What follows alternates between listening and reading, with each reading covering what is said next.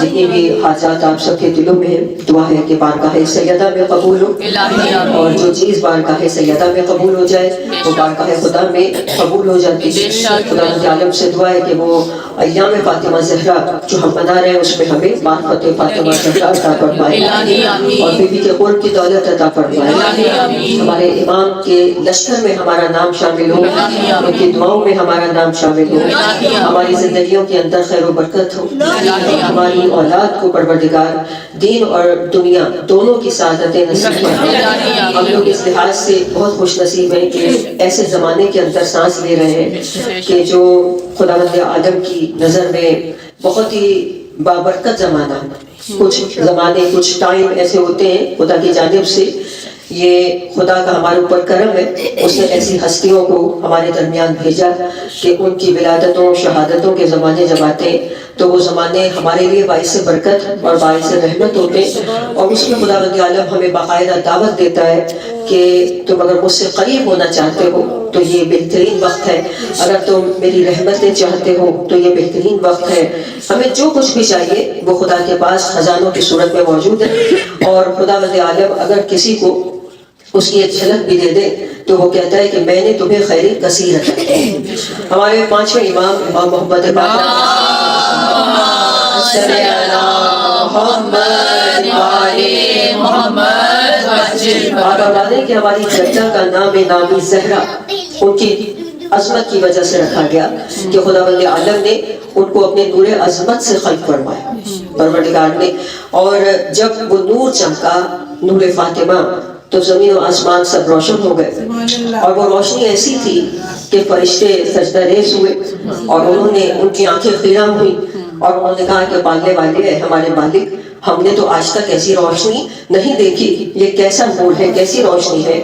تو خداوند عالم نے فرمایا کہ یہ وہ نور ہے جس کو میں نے اپنی عظمت سے خلق کیا ہے اور اس کو میں نے آسمانوں میں قرار دیا ہے، اور اس نور کو میں اپنے نبیوں میں سے ایک نبی کے صلب سے نکالوں گا اور اس نبی کو میں تمام نبیوں میں افضل قرار دوں گا، تو نبی تمام نبیوں میں افضل ہوگا، اور اس نور سے ایک گروہ کو میں وجود بخشوں گا جو میرے امر کو زندہ کرے گا، میرے احکام کو جاری کرے گا، میری مخلوق کی میری جانب رہنمائی کرے گا۔ یعنی یہ وہ انوار ہے کہ جو خداوند عالم کی جانب ہماری رہنمائی کرنے کے لیے آئے ہیں۔ تو خداوند عالم نے دیکھیں کتنا ایک سلسلہ جو ہے خداوند عالم نے بتایا کہ نور فاطمہ کو کس لیے خلق کیا گیا ہے۔ تو ابو ذر غفاری جو ہے ان سے یہ روایت موجود تھی، اور کہ فرشتوں نے خداوند عالم سے درخواست کی کہ ہمارے مالک یہ بتا کہ فاطمہ زہرا کا مہر کتنا ہے، کیونکہ ہم یہ جاننا چاہتے ہیں کہ وہ مخلوق کے جو تیری عظیم ترین مخلوق ہے جو تیرے، کیونکہ فرشتوں کو بھی معلوم ہے کہ کون سے بندے خدا کے محبوب ہیں، فرشتے بھی ان کی خوشنودی حاصل کرنا چاہتے ہیں، ان کے بارے میں ان کے فضائل جاننا چاہتے ہیں کہ خداوند عالم نے ان کو کیا کیا عطا کیا ہے۔ تو کہا کہ پالنے والے یہ بتا کہ فاطمہ زہرا جو تیری بہترین مخلوق ہے، تیری محبوب ہے، تیری کنیز خاص ہے، ان کا حق مہر کتنا ہے؟ تو خداوند عالم نے کہا کہ اے میرے فرشتوں، اے میرے آسمانوں میں رہنے والوں، میں تم لوگوں کو بھی گواہ بنا کر کہتا ہوں کہ فاطمہ بنت محمد کا حق مہر یہ آدھی دنیا ہے۔ یعنی آپ دیکھیں کہ یہ عظمت ہے ہماری بیوی کی۔ اور عبد المالک نوفلی اپنے اجداد سے یہ روایت کرتے ہیں کہ ایک روز وہ گئے در فاطمہ زہرا پر، اور جب پہنچے تو انہوں نے سلام میں پہل کی، بی بی نے سلام میں پہل کی، اور بی بی نے کہا کہ کیسے آئے؟ کہا کہ میں چشمہ جو برکت ہے اس سے فیض لینے کے لیے آپ کے دروازے پر آیا ہوں۔ تو بی بی نے فرمایا کہ یاد رکھو کہ میرے بابا نے فرمایا کہ جو مجھ پر 3 دن سلام بھیجے گا خدا اس پر جنت واجب کر دے گا۔ اللہم صلی علی محمد وعلی محمد وجل فرج۔ تو انہوں نے کہا کہ بی بی یہ جو سہولت ہمیں ملی ہے یا جو یہ برکت ہمیں ملی آپ کی اور آپ کے بابا کی زندگی میں ہے یا ان کے بعد بھی ہے، ان کی حیات کے آپ کی حیات کے بعد بھی ہے، تاکہ ہماری زندگی میں بھی اور ہماری حیات کے بعد دونوں صورتوں میں ہے۔ یعنی جو کچھ بھی دیکھیں ہمیں مل رہا ہے ان کی جانب سے اس کے اندر ہمارے لیے بے انتہا فائدے موجود ہیں، رحمتوں برکتوں کے خزانے، نہ صرف دنیا کے لیے بلکہ آخرت کے لیے بھی۔ اور دو طرح کے گفٹ دیے پیغمبر نے اپنی بیٹی کو، ایک عرشی اور ایک فرشی، ٹھیک ہے؟ جو عرشی گفٹ ہے وہ الگ ہے، جو فرشی گفٹ ہے وہ پتہ آپ کو تلک ہے جو ایک زمین ہے، اور جو عرشی گفٹ ہے وہ تسبیح فاطمہ زہرا جو عرش کی جانب سے آیا، اور یہ اتنا حسین تحفہ تھا جناب فاطمہ زہرا کے لیے کہ ہر ائمہ نے جو بات کے آنے والے انہوں نے اس کی شان میں فضیلتیں اور احادیث بیان کی تسبیح فاطمہ کے بارے میں۔ تو یہ دو طرح کی ہمیں بی بی کو جو گفٹ ہماری نظر کے سامنے آ رہے ہیں کہ دو گفٹ دیے گئے، اور یہ تسبیح فاطمہ زہرا ہے، کہتے ہیں کہ اتنی بڑی چیز ہے ہمارے پاس، کیونکہ بعض اوقات جو چیز ہمارے ہاتھ میں ہوتی ہے اس کی اہمیت نہیں ہوتی۔ ابھی ہم کسی دوسرے کو بتا دیں تو شاید وہ ہم سے زیادہ فائدہ اٹھا لیں، ہم اس کا فائدہ نہیں اٹھاتے، اور اتنی تیزی کے ساتھ اس کو پڑھتے ہیں، اتنی تیزی کے ساتھ کہ اس کا جو اثر ہونا چاہیے یا جو اس سے ہمیں ملنا چاہیے وہ ہمیں مل نہیں رہا، بہت تیزی کے ساتھ ہم اس کو پڑھتے ہوئے گزر جاتے ہیں، جبکہ یہ ہماری زندگی کو، یہ ہمارے مقدر کو کھول سکتی ہے، زندگی کو ہماری جو ہے وہ بہت حسین بنا سکتی ہے۔ یہ ایسی چیز ہے، اور 1000 مستحب نمازوں سے افضل ہے تسبیح، ایک تسبیح 1-2 منٹ کی 1000 مستحب نمازوں سے افضل ہے۔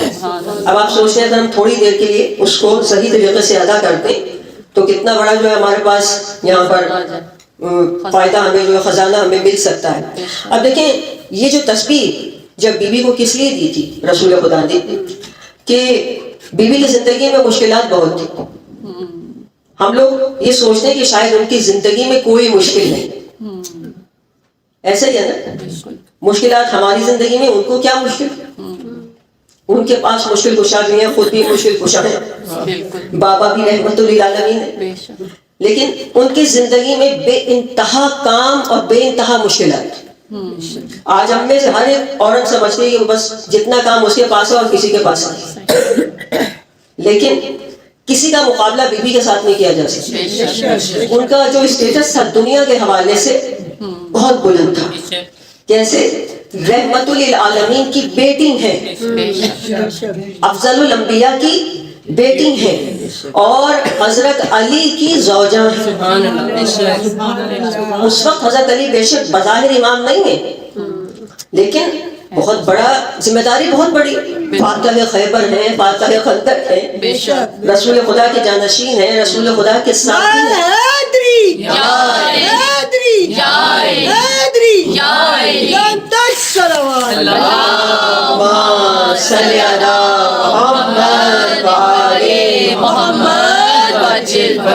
اب بیوی کی جو زندگی تھی اس میں ابھی فضا ان کی زندگی میں نہیں ہے، یہ اس وقت کی بات ہے جو تسبیح جب ملی ہے، ابھی فضا نہیں آئی ہے، ان کے پاس کام کا یہ سمجھنے کہ ایک انبار ہے، 400 لوگوں کے لیے روزانہ روٹی پکانا، ایسی تو چھالے ہاتھوں میں پڑ کر، یہ جو ہم اکثر جملہ استعمال کرتے ہیں مصائب میں، چکیاں پیس کے پالا ہے، وہ ایسے تھوڑی ہے، وہ خالی اپنے لیے روٹی تھوڑی پک رہی ہے وہاں، وہ باقاعدہ وہاں پر پوری چکی پیسنی پڑتی تھی، آٹا پیسنا پڑتا تھا، پھر جا کے روٹی بنتی تھی اتنے لوگوں کے لیے، ہاتھوں میں چھالے پڑ جاتے تھے، زخم پڑ جاتے تھے، بچے کبھی رو رہے ہیں، اکثر دیکھا نہیں آپ نے روایت موجود ہے کہ بیوی چکی پیس رہی ہے اور بچے نے جب رونا شروع کیا تو جبرائیل آ گئے ہیں جملہ چھڑانے کے لیے، کبھی حسین رو رہے ہیں، کبھی حسن رو رہے ہیں۔ تو دیکھیں بیوی کی زندگی میں مشکلات بہت تھی، پھر چاروں طرف دیکھیں، میں نے بتایا نا کہ اسٹیٹس کتنا بلند ہے، رحمت للعالمین کی بیٹی ہیں، جو رسول خدا ہیں ان کی بیٹی ہیں، تو مدینے کے اندر جو کچھ بھی ہو رہا ہے، کوئی مر گیا تعزیت کے لیے بھی جانا ہے، کسی خوشی میں بھی جانا ہے، پھر بیوی نے اپنے ہفتے کے ایام کو تقسیم کیا ہوا تھا، آج قرآن ہے، کبھی قرآن کا درس ہے، کبھی فقہ کا درس ہے، کبھی کوئی مسائل کا درس ہے، ایک دن آرام کا بھی ہے، ایک دن خود پڑھنے کا بھی ہے، پڑھنا خود واجبات میں سے کہ آپ خود کو بھی اپنے آپ کو بھی علم کی طرف لے جائیں، اس سے روشناس کرائیں، معرفت اپنی خود بھی تو پڑھائیں، ٹھیک ہے۔ تو اب جو بیوی کا جو ایک لائف اسٹائل بنا ہوا تھا اس کے اندر اتنا کام کہ رسول خدا کے پاس جو غزوات ہوتے تھے ان میں جو کنیز اور غلام آتے تھے بعض اوقات مال غنیمت میں، جو جنگیں ہوتی تھی مال غنیمت میں صرف سامان نہیں ہوتا تھا بلکہ کنیز اور غلام بھی ہوتے تھے. تو جب ایک غزوے کے بعد رسول خدا کے پاس بی بی کو پتہ چلا کہ کچھ کنیز اور غلام آئے تو آپ نے کہا کہ چلو میں ایک کنیز لے آؤں کہ میرے لیے مددگار بن جائے. لیکن جب بابا کی خدمت میں گئی تو شرم اور حیا اور لحاظ اتنا کہ بول نہیں سکتے. کہ آج کل ہم لوگ اگر لحاظ یا ادب کریں تو کہتے ہیں ان کے اندر کانفیڈنس نہیں، جو منہ پہ ہر بات کہہ دے وہ اچھا سمجھا جائے. لیکن بی بی نے اتنا ادب اتنا لحاظ بابا کے سامنے، اور رسول خدا سمجھ گئے کہ آج بیٹی کچھ کہنے آئی تھی لیکن کہہ نہیں پائی. تو ایک مرتبہ رسول خدا پیچھے آ گئے گھر، اور جب گھر آ گئے تو جب بھی جناب فاطمہ نہیں بول پائے، جب بھی نہیں بولی. خود حضرت علی نے کہا کہ یا رسول اللہ یہ بات ہے کہ بی بی آج آپ سے ایک کنیز ایک مددگار لینے کے لیے گئی. تو کہا بیٹی تمہیں اگر اس سے اچھی چیز دے دوں جو حلال مشکلات. اب یہاں دیکھیے بڑے بڑے علماء کہتے ہیں کہ بظاہر وہ جو کام ہے بی بی کے اور تسبیح ان میں کوئی ربط نہیں ہے. اکثر یہی سوال ذہن میں اٹھتا ہے کہ وہ گئی ایک مددگار لینے، رسول خدا نے تسبیح دے دی. وہ ایک جسمانی تھکاوٹ کا کام ہے، یہ ایک روحانی کام ہے، عبادت ہے. اس کا مطلب ہے کہ جسم کی تھکاوٹ اور جو عبادات ہیں ان میں ربط ہے. اسی لیے شاید ہمیں دن میں 5 مرتبہ نماز کے لیے کہا جاتا ہے کہ جاؤ جا کے نماز پڑھو. شاید یہ مقصد ہو کہ جو تم تھک گئے ہو، جو تمہارے اندر ٹینشن ہے، جو تھکاوٹ ہے وہ اتر جائے گی. لیکن ہم یہ کہتے ہیں کہ ہم کیسے نماز پڑھ لیں، ہم تو تھک گئے، ہمارے تو پیروں میں درد ہے، ہمارے تو گھٹنوں میں درد ہو رہا ہے، یا ہمارے پاس ٹائم نہیں ہے. شاید خدا نے یہی فلسفہ اس لیے رکھا ہے، کہا بیٹی یہ تسبیح تمہارے لیے حلال مشکلات ہے. اور 3 مرتبہ یہ ذکر ہے، 3 ذکر ہے اس کے اندر، اور اس میں بھی حکمت ہے. اللہ اکبر، الحمدللہ، سبحان اللہ. کیونکہ کہتے ہیں کہ جو ہمارے ہاں رکاوٹیں ہیں، جو ہمیں دنیا حادثات کا گھر ہے، یہ دنیا جو ہے حادثات کا گھر ہے، اور یہاں پر مشکلات ہیں، یہاں پر پریشانیاں ہیں. آپ کو پتہ ہے نا کہ یہاں بلائیں ہیں. اب یہ حادثات مشکلات اور بلائیں جو ہیں وہ 3 طرف سے آتی ہیں. ہمارے اوپر جو حملہ ہے اور شیطان کا حملہ دنیا کے حوالے سے، ہمیں نہیں پتہ یہاں پہ قدم قدم پہ خدا کی مخلوقات ہیں دیگر، ٹھیک ہے، وہ ہمارے لیے اور ہمارا ان کے ساتھ ہم آہنگی ہے یا نہیں ہے. اسی لیے یہ چیزیں جو ہے وہ آپ سے کروائی جاتی ہیں کہ گھر سے نکلو تو آیت الکرسی پڑھ کے نکلو، 4 کل پڑھ کے نکلو. اس طرح سے آپ کو یہ کیوں دیے گئے حفاظتی ہتھیار دیے گئے آپ کو، ٹھیک ہے، کہ تمہارے اوپر حملے ہوں گے، تمہیں اپنے آپ کو بچانا ہے. تو کہا ہمارے پر 3 طرف سے اٹیک ہوتے ہیں، ہوائی، فضائی اور زمینی. اور یہ جو 3 ذکر ہیں اس تسبیح کے، یہ تینوں ذکر اس کے لیے راستے کے لیے ہمارے ہیں کہ ہمارا راستہ اس سے کھل جاتا ہے. کہتے ہیں کہ یہ پڑھنے سے نور کا راستہ کھل جاتا ہے اور ظلمتیں ختم ہو جاتی ہیں. ظلمتوں کے جو راستے ہیں وہ بند ہو جاتے ہیں اور برکتیں رحمتیں جو ہیں وہ ان کا نزول ہمارے پاس آنے لگتا ہے. پھر دیکھیں میں نے پڑھا کہ اس میں ویسے تو ہر وقت آپ یہ تسبیح کسی بھی وقت پڑھ سکتے ہیں، لیکن کچھ اوقات اتنے اس کے اندر ایسے بتائے گئے ہیں، اتنا مجرب ایسا ٹائم ہے جس میں کہتے ہیں نا پیک کا ٹائم ہے، جس میں یہ فوراً کام ہوگا. ایک نماز کے فوراً بعد پہلو بدلے بغیر، جیسے ہی بیٹھے آپ سلام پھیر کے پہلو بدلے بغیر، فوراً کوئی بات کیے بغیر آپ نے فوراً سے تسبیح پڑھی تو وہ آپ کے لیے ایک بہت ہی جو ہے وہ راستے، نور کے راستے آپ کے لیے کھولے. پھر دوسرا ٹائم بہت ہی جو یہ سمجھنا ہے کہ ہمارے لیے ایک سخت ٹائم ہے، اس کو ہم آسان کیسے کر لیں؟ جب ہم سونے جاتے ہیں، کیونکہ جب ہم سونے جاتے ہیں ہم سمجھ رہے ہیں کہ ہم اکیلے جا رہے ہیں، نہیں، ہمارے ساتھ لشکر ایک جاتا ہے پورا.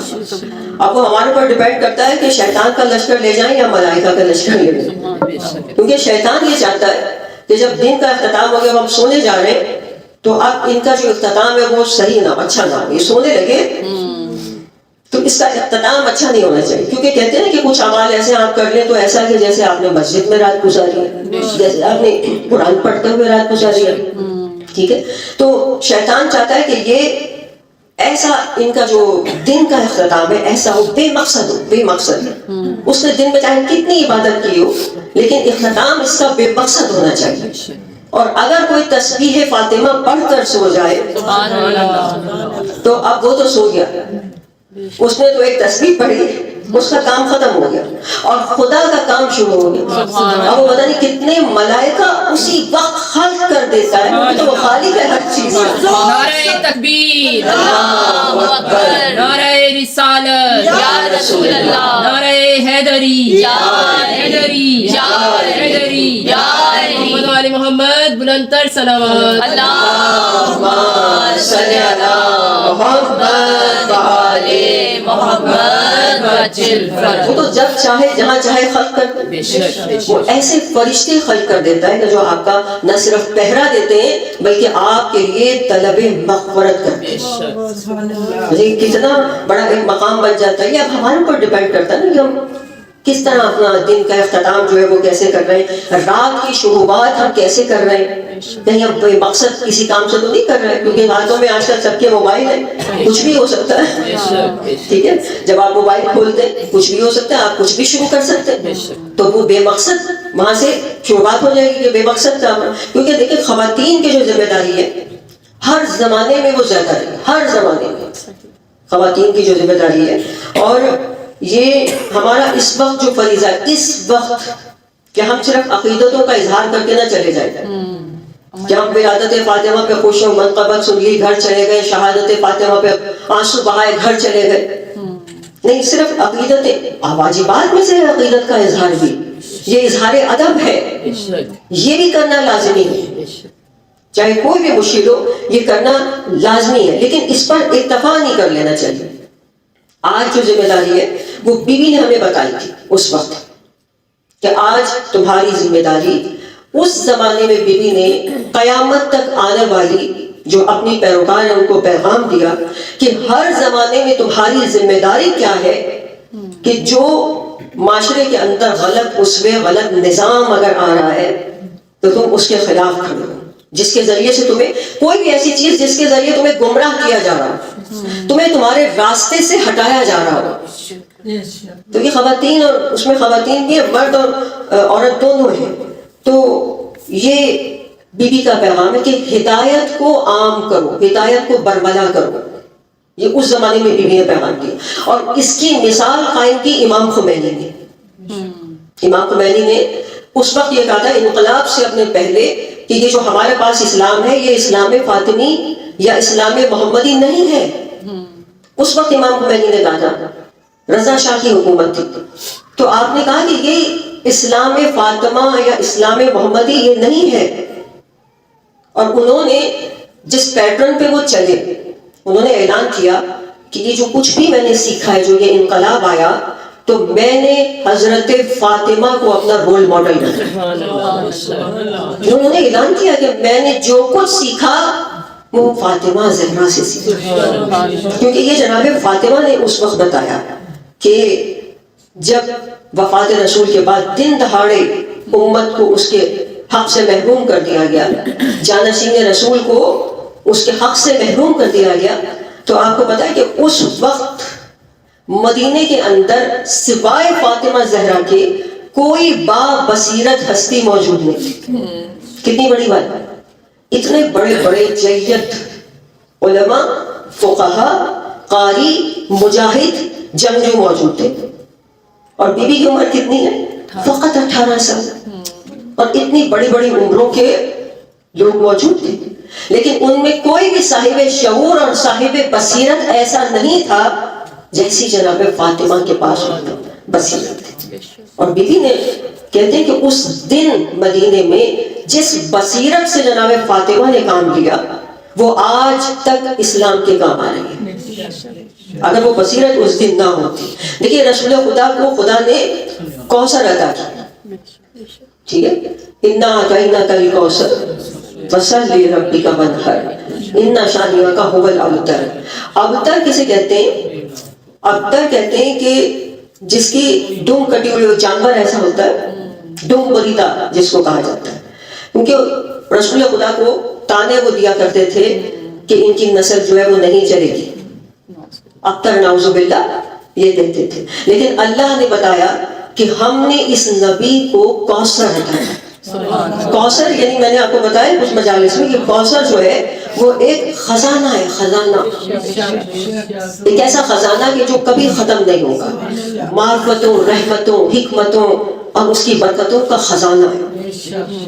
کہا کہ اس رسول کی نہ صرف نسل چلے گی بلکہ امت بھی چلے گی. نعرہ تکبیر, اللہ اکبر, نعرہ تکبیر, اللہ اکبر, نعرہ رسالت, یا رسول اللہ, نعرہ رسالت, یا رسول اللہ, نعرہ حیدری, یا علی, حیدری, یا علی, حیدری, یا علی. انتر صلوات. اللہم صلی علی محمد محمد وجل فرجہ. یہ معرفت اس وقت بہت ضروری ہے, اور معرفت کے لیے مختلف جو ہے وہ ہمارے پاس راستے ہیں کہ ہم اپنے مطالعے کو بڑھا سکتے ہیں. پھر ایک چیز ہے بہت ہی زیادہ یہ سمجھ لیں مجرب کہ آپ توسل کریں. توسل یعنی رابطہ جو ہے وہ کسی بھی صورت میں ختم نہیں ہونا چاہیے. توسل سے تقدیر بدل جاتی ہے. بے شک, بے شک. دیکھیے جناب ام ایمن بعد جناب فاطمہ, مدینے میں ان کا دل نہیں لگتا تھا. رسول خدا کی کنیز ہیں, جناب فاطمہ زہرا کی خدمت کی ہے. انہوں نے کہا میں اس مدینے میں نہیں رہتی جہاں میری بیوی نہیں, اور نکل گئی. صحرا میں جب پہنچی بھوک اور پیاس کا حملہ ہوا, اور ایک ایسا جملہ کہا, توسل کیا خدا کے بارگاہ میں, اور ان پہ خدا نے اتنا کرم کر دیا. توسل کیا اور کہا کہ پالنے والے میں جس ہستی کا واسطہ دے رہی ہوں تو جانتا ہے کہ میں کنیز فاطمہ زہرا. خدا سے کہا کہ پالنے والے میرے لیے کیوں اسباب نہیں بنے گا, کیوں سبب نہیں بنے گا کہ میں کنیز فاطمہ زہرا. اس طرح سے دعا مانگی, اور خدا نے اس صحرا کے اندر, کیونکہ پیاسی تھی, بھوکی تھی, ایک روایت کے مطابق ڈول نازل ہوا, ایک روایت کے مطابق چشمہ جاری ہوا, اور اس دن جو پانی پیا تو پھر زندگی بھر پیاس ہی نہیں لگی. ان کو لوگ اتنے سخت علاقوں میں, گرم ترین علاقوں میں کام کے لیے بھیج دیتے تھے اور ان کو پیاس نہیں لگتی تھی. یعنی دیکھیں خزانہ مل گیا نا, اس کو کہا جاتا ہے خزانہ, کہ آپ کو خیر کثیر مل گیا, خزانہ مل گیا. تو یہاں پر توسل ہم کریں کہ بی بی میرے پاس جتنی طاقت ہے, جو بھی آپ عبادت کر رہے ہیں, جو کام بھی کر رہے ہیں, مجلس کر رہے ہیں, مجلس میں آئے ہیں, فرش اعضاء بچھا رہے ہیں یا فرش اعضاء میں بیٹھے ہیں, جو بھی کر رہے ہیں, تسبیح پڑھ رہے ہیں, بی بی یہ میری طاقت, میری توانائی بس اتنی ہے, لیکن میں نے کیا. یعنی ہم تو وہ بھی نہیں کر رہے جو کرنا چاہیے, کوشش جس کو کہتے ہیں کہ ہم تو کوشش بھی نہیں کر رہے. ایک بات یاد رکھیں, اور یہ درود سب سے اہم چیز ہے توسل کے لیے. درود سب سے اللہم صلی علی محمد وعلی محمد وجل فرجہ. یہ درود اتنا تیزی کے ساتھ توسل کرواتا ہے کہ فوراً آپ شفٹ ہو جاتے ہیں, فوراً رابطہ, فوراً ان سے جڑ جاتا ہے. تو آپ یہاں پر یہ دیکھیں کہ ایک قانون ہے, خدا نے رولز بنائے اس کائنات کے اندر, اور اس کائنات کو رولز بنا کے چھوڑ دیا. اب جو قانون پہ اس پہ عمل کرتا رہے گا ویسے ویسے جو ہے وہ کام ہوتا رہے گا. قانون یہ ہے کہ آپ کے دل و دماغ پہ جس کی بھی حکومت ہے, جو ہم و غم فکر آپ کے دل و دماغ پہ طاری ہے, چاہے وہ کسی انسان کا ہے, کسی چیز کا ہے, جس میں بھی آپ نے اپنے آپ کو, اپنے دل کو, اپنے دماغ کو انوالو کیا ہوا, گھسایا ہوا ہے, خدا قیامت میں اسی کے ساتھ آپ کو محشور کرے گا. ٹھیک ہے, جو ہم و غم آپ کے دل کے اندر لپٹا ہوا ہے، جس چیز میں آپ نے اپنے آپ کو الجھا کے رکھا ہوا ہے، چاہے وہ انسان ہے اور یا کوئی وہ چیز ہے. اسی لیے آپ دیکھیں کہ یہاں پہ روایتیں موجود ہیں کہ جو مثلا قاری ہے قرآن کا قاری جو قرآن پڑھتا ہے، قرآن کی تلاوت کرتا ہے، اس کو کہا گیا کہ وہ جنت کے باغوں میں گھومتا ہے. وہ جنت کے باغوں میں رہتا ہے کیونکہ وہ توسل کر رہا ہے. ٹھیک ہے، جب وہ قاری ہے نا قرآن کا، وہ قرآن پڑھ رہا ہے تو وہ توسل کر رہا ہے، وہ زیارت کر رہا ہے وہاں جنتیوں کی، وہ مسلسل ان سے رابطے میں ہے. ایک قرآن کا قاری جنتیوں کے ساتھ زندگی بسر کر رہا ہے. بات سمجھ میں آ رہی ہے نا؟ اگر وہ قرآن پڑھ رہا ہے، اس کے اندر انوالو ہے، دل سے پڑھ رہا ہے، تو وہ جنت میں ہی ہے، کیونکہ وہ جنتیوں کے ساتھ توسل کر رہا ہے، ان کے ساتھ وہ زندگی بسر کر رہا ہے. تو یہ ہے، دیکھیں کتنا ذرا سی توجہ کی بات ہوتی ہے اور رابطہ جو ہے وہ فوراً ہو جاتا ہے. قرآن اور یہ صف ازا، یہ دو چیزیں بہت تیزی کے ساتھ ہمیں اہل بیت سے اور خدا سے جوڑتی. بس آپ نے صف ازا بچھائی، آپ بیٹھے، آپ نے درود پڑھا اور فوراً آپ کا رابطہ.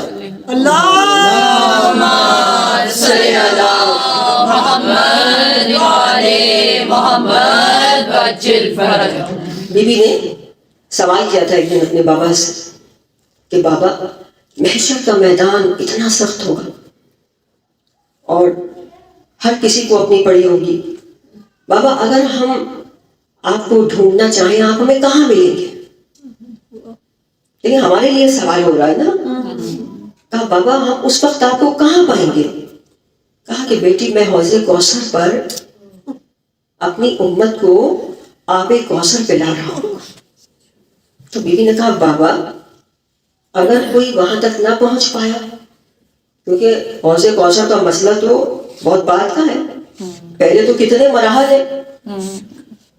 کہا بابا اگر کوئی مجھ سے پہلے گرفتار ہو گیا، وہاں تک پہنچ ہی نہ پایا، پھر آپ کو کہاں پائے گا؟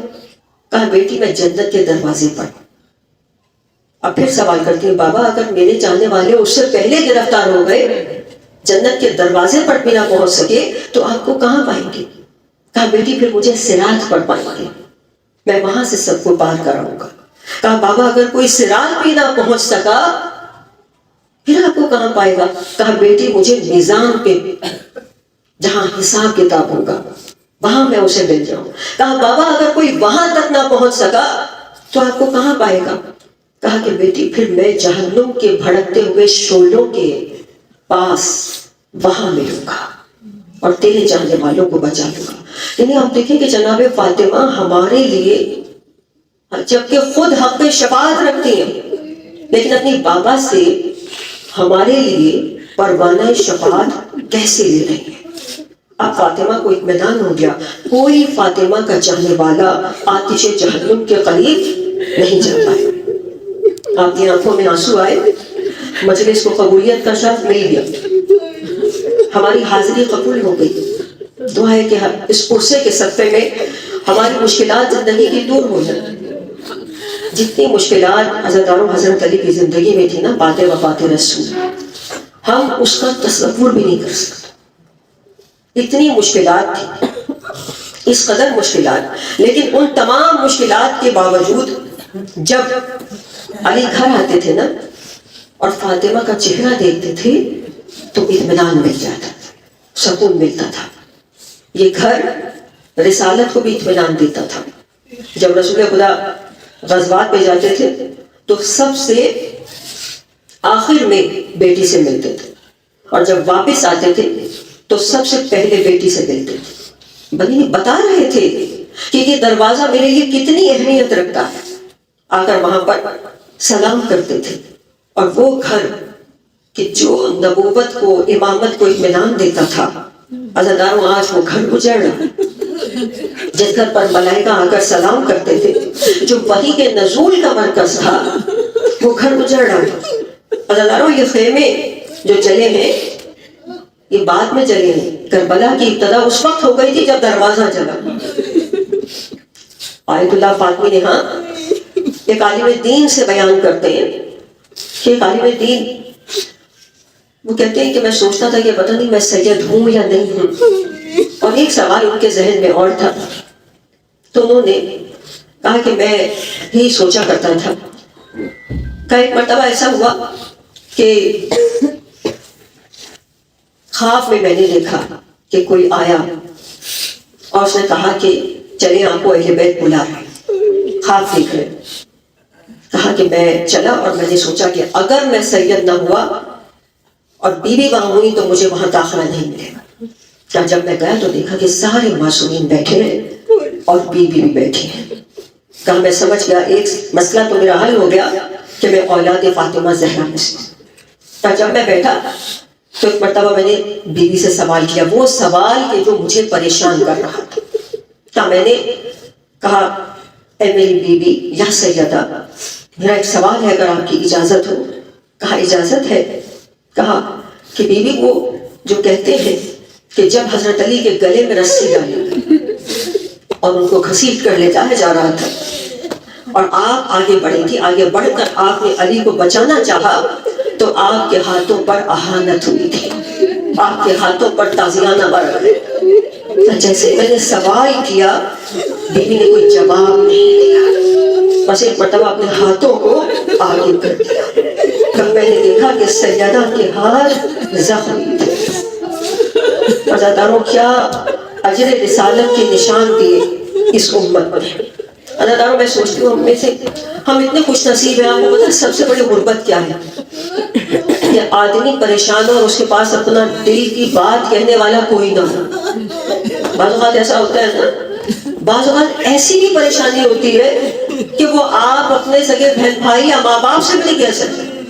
اس وقت کتنا آدمی کا دل پھٹتا ہے، آدمی چاہتا ہے کوئی ہو جس سے میں اپنی پریشانی بیان کر دوں، میں اپنی بات بیان کر دوں۔ آپ کو پتا ہے بعد وفات رسول بھی کہا لگ گیا، بہن بھائی تو کوئی ہے نہیں، اپنا ماں ہے نہ باپ ہے، پریشانیاں ہی پریشانیاں ہیں۔ ایک شوہر ہے لیکن اس شوہر سے بیوی اپنی بات نہیں کر رہی، اپنے زخم نہیں دکھا رہی۔ کیوں؟ کیونکہ وہ دیکھ رہی ہے کہ علی کی مشکلات پہلے ہی بہت زیادہ ہیں۔ جب علی باہر سے اندر گھر آتے تو یہ گھر انہیں سکون دیتا ہے۔ ایسا نہ ہو کہ میں اپنے زخموں کے نشان دکھا کر علی کو پریشان کروں۔ اور عزیزانو اس وقت مدینے والوں نے کتنی غیرت برتی کہ بی بی سے کہا رونا نہیں ہے۔ حضرت علی سے یہی تو آ کے کہا کہ ان کے رونے سے ہمیں تکلیف ہوتی ہے، ہمارے کاروبار زندگی میں خلل پڑتا ہے۔ تو میرے مولا نے کیا کیا؟ گھر سے دور ایک حجرہ بنایا۔ یا رسول اللہ، کیا آپ کی امت نے کیا کیا؟ سیدہ کو رونے میں نہیں دیا۔ بی بی اس حجرے میں جا کر روتی ہے۔ جس رات کو پیغام آیا تھا نا کہ سیدہ سے کہیں کہ اپنے رونے کے اوقات بتائیں ہمیں، اس وقت میں ہم اپنے کام نہیں کریں گے، اس رات کی جب صبح آئی تو کو پتا بی بی کیسے رو رہی ہے؟ اب آواز سے نہیں رو رہی ہے، گھٹ گھٹ کے رو رہی ہے۔ یہ گھٹ گھٹ کے رونا کیسا ہوتا ہے؟ آہستہ آہستہ رو رہی ہے، موزے پہن رہی ہے، اپنا حجاب پہن رہی ہے، بچوں کا ہاتھ پکڑا اور اس جگہ جنت البقیع سے بھی آگے شہر سے باہر جا کر ایک زمین پر مٹی پر بیٹھ کر سیدہ کہہ رہی ہے بابا اب میں یہاں رہوں گی، بابا میں گھر پہ نہیں رہوں گی، بابا میں یہاں رہوں گی۔ لیکن عزیزانو امت سے وہ بھی برداشت نہ ہوئی، اور کچھ دن کے بعد اس جگہ پر ایک درخت تھا جس کے سائے میں بطول بیٹھتی تھی۔ ایک دن جب بطول آئی چہرے کا رنگ زرد تھا۔ کہا بنت رسول یہ کیا ہوا آپ کے چہرے کو؟ کہا الہی وہ جس درخت کے نیچے بیٹھ کر میں روتی تھی امت نے وہ بھی کاٹ دیا۔ آپ کی آوازیں بلند ہیں، بی بی حق میں کرسی کو قبول فرمائے۔ ڈاکٹر رفیع جو ہے عالم دین ہے، وہ کہتے ہیں کہ ایک سرجن نے ان سے یہ کہا، ایک ہڈیوں کا ڈاکٹر تھا سرجن، اس نے کہا کہ آپ کو پتا ہے کہ اگر پسلی ٹوٹ جائے تو آدمی سانس نہیں لے سکتا۔ آپ کو پتا ہے بعض اوقات ہمارے جسم میں ایسی کوئی پریشانی ہو جاتی ہے، کوئی ایسی پرابلم ہو جاتی ہے، پسلیوں پہ دباؤ پڑتا ہے۔ جب پسلیوں پہ دباؤ پڑتا ہے سانس لینا مشکل ہو جاتا ہے۔ پسلی ٹوٹی نہیں ہے، صرف دباؤ پڑ رہا ہے، سانس لینا مشکل ہو گیا، لیکن ہائے سیدہ در و دیوار کے درمیان آئی۔ اور پھر مقاتل کہتے ہیں کہ جب دروازہ گرا تو دروازے کے نیچے بیوی ہے اور 40 سے 50 لوگ اس دروازے کے اوپر سے گزر گئے. ہمیں نہیں پتا کہ کتنی پسلیاں ٹوٹ گئی. بیوی کا جینا مشکل ہو گیا. دیواروں کے سہارے چلتی تھی, دیواروں کے سہارے چلتی ہوئی روضہ رسول پر جاتی تھی. ارے کتنا فاصلہ ہے روضہ رسول کا گھر سے, مسجد میں تو روضہ رسول ہے, لیکن سیدہ ایک قدم چلتی تھی بیٹھ جاتی تھی, ایک قدم چلتی تھی بیٹھ جاتی تھی. اور پھر وہ وقت آ گیا اسما نے کیا دیکھا کہ بیوی آج بیوی کی طبیعت ٹھیک نہیں رہی. بیوی نے بچوں کو نہلایا ہے, کھانا پکایا ہے, آج طبیعت ٹھیک ہے. اسما خوش ہو گئی, لگتا ہے بطول سنبھلنے لگی ہے. لیکن نظرداروں ایک مرتبہ بی بی نے اسما سے آ کے کہا, اسما میں کمرے میں جا رہی ہوں, اسما جب میری آواز بند ہو جائے تو علی کو بتا دینا. بچوں کو روضہ رسول پر بھیج دیا, خود حجرے میں چلی گئی. تھوڑی دیر کے بعد اسما نے آواز دی, جواب نہ آیا. اسما نے پیغام بھجوایا مسجد میں. مسجد میں حضرت علی کو پیغام پہنچا, وہ امام کہ جو فاتح خیبر ہے, وہ امام کہ جو فاتح بدر و حنین ہے, جیسے ہی پتا چلا صحرا کی آواز نہیں آتی, وہ امام چہرے کے بل زمین پر آ گیا. چہرے کے بل زمین پر. ادھر بچے روتے ہوئے مسجد سے گھر پہنچے. بچوں کے دل نہ جاتے کیا سوچ رہے. جیسے ہی بچے گھر آئے, اسما نے کہا دسترخوان بچھا دیا, آؤ بچوں کھانا کھا لو. کہا کبھی ماں کے بغیر دیکھا ہے کھانا کھاتے ہوئے. حسن حجرے کی طرف پڑھے, حسین حجرے کی طرف پڑھے, دیکھا ماں لیٹی ہوئی ہے صبح چادر اوڑھے ہوئے. دعا کرنا ہزاروں کوئی بچہ بے وقت یتیم نہ ہو. ایک بار حسن تو وہی ڈیوڑی پر کھڑے ہو گئے, لیکن حسین آگے بڑھے, ماں کی پیشانی پر ہاتھ رکھا, آواز دی, اماں بولو, اماں آواز دو, اماں اپنے حسین کو پکارو. تو ایک مرتبہ کوئی جواب نہ آیا, کوئی جواب نہ آیا, کوئی جواب نہیں. حسین نے کہا, اماں میں چیخ کر روؤں گا, اماں اگر نہ مجھے پکارا میں چیخوں گا. تو ایک مرتبہ اس وقت فاطمہ کی آواز آئی, حسین میں بول رہی ہوں, حسین رونا نہیں, لیکن ایک بات آ کر, آج تو نے پکارا میں بولی, ارے جب تو شمر کے خنجر تلے ہوگا ماں پکارے گی. حسین وعدہ کر, جب میں آؤں گی تو بھی جواب دے گا. انا للہ و انا الیہ راجعون. آنے والے ہماری سلیم سی عبادت کو قبول فرما. پروردگارہ ان آوازوں پہ رحمت نازل فرما. پروردگارہ ان آنکھوں پہ رحمت نازل فرما جن کے ہاں سلمان سیدہ کی زینت بنا. پالنے والے ہمارا پرسہ رسول خدا کی خدمت میں پہنچے. پالنے والے پرسہ دیتے حضرت علی کی خدمت میں, زمانے کے امام کو ان کی جدہ کا پرسہ دیتے.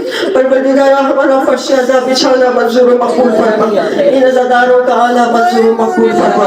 پروردگارہ کوئی غم نہ ہو سوائے غم حسین کے, غم حسین